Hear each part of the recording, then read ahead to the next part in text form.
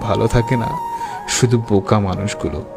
ভালোবাসায় প্রতারণা না থাকলে রাস্তার পাশে এত পাগল বসে থাকতো না। মন থেকে চাওয়া জিনিসগুলোই এক সময় মন খারাপের কারণ হয়ে দাঁড়ায়। দিন শেষে দীর্ঘশ্বাসগুলো বলে ওঠে, তুই বড্ড একা, কেউই নেই তোর। সারাদিন মন খারাপ করে বসে থাকলেও খোঁজ নেওয়ার মতো কেউ নেই। হ্যাঁ, এটাই আমি। মন খারাপগুলো হাসির আড়ালেই লুকিয়ে ফেলি। ডিপ্রেশন একটা মানুষের দ্বিতীয় মৃত্যু, যা মানুষকে জীবন্ত লাশ বানিয়ে দেয়। তাকে বলে দিও তার সাথে কথা না বললে আমার খুব কষ্ট হয়।